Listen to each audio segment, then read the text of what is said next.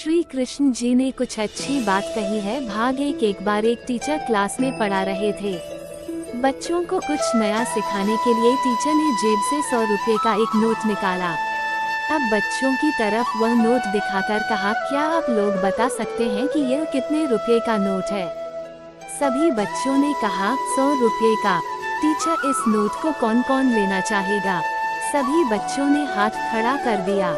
अब उस टीचर ने उस नोट को मुट्ठी में बंद करके बुरी तरह मसला, जिससे वह नोट बुरी तरह कुचल सा गया। अब टीचर ने फिर से बच्चों को नोट दिखाकर कहा कि अब ये नोट कुचल सा गया है, अब इसे कौन लेना चाहेगा? सभी बच्चों ने फिर हाथ उठा दिया। अब उस टीचर ने उस नोट को जमीन पर फेंका और अपने जूते से बुरी तरह कुचला।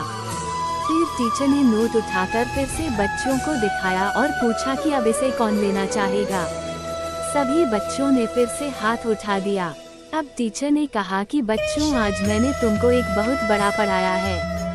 ये 100 रुपये का नोट था। जब मैंने इसे हाथ से कुचला तो ये नोट कुचल गया, लेकिन इसकी कीमत 100 रुपये ही रही।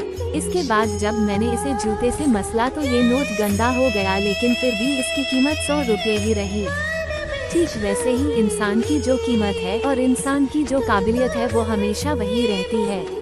आपके ऊपर चाहे कितनी भी मुश्किलें आ जाएं, चाहे जितनी मुसीबतों की धूल आपके ऊपर गिरे, लेकिन आपको अपनी कीमत नहीं गंवानी है। आप कल भी बेहतर थे और आज भी बेहतर हैं। भाग 2 एक लोहार था। उसने एक बढ़ई के लिए हथौड़ा बनाया। हथौड़ा बहुत ही सुंदर और मजबूत बना था। हथौड़े की सुंदरता और मजबूती देख बढ़ई ने सोचा, क्यों न लोहार से एक हथौड़ा और बनवा लूं। बढ़ई लोहार के पास गया और बोला, तुम मेरे लिए एक हथौड़ा और बना दो, लेकिन इस बार जो हथौड़ा बनाना वह पहले वाले हथौड़े से भी ज्यादा सुंदर होना चाहिए, और इसके लिए मैं तुम्हें मोहमांगा इनाम दूंगा। लोहार ने बढ़ई की बात सुनी और विनम्रता पूर्वक कहा, नहीं, ये तो नहीं हो पाएगा।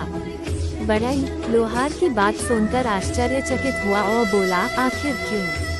तुम्हें तो तुम्हारा मोहमांगा इनाम मिलेगा, फिर तुम इसके लिए मना क्यों कर रहे हो?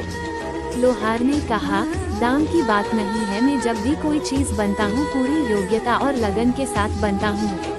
आपके लिए हथौड़ा बनाने के लिए मैंने पूरी लगन और मेहनत से काम किया है। अब आप ही बताइए, मैं इससे अच्छा और सुंदर हथौड़ा कैसे बना सकता हूँ?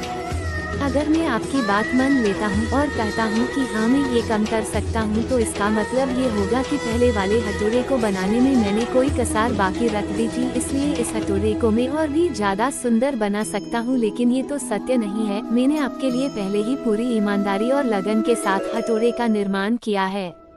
इसलिए कहने का तात्पर्य यह है कि किसी के लिए भी कोई भी कार्य करो तो उसे पूरे तन मन से मेहनत से करो। उसे अच्छे से अच्छा बनाने में कोई भी कसर बाकी मत छोड़ो।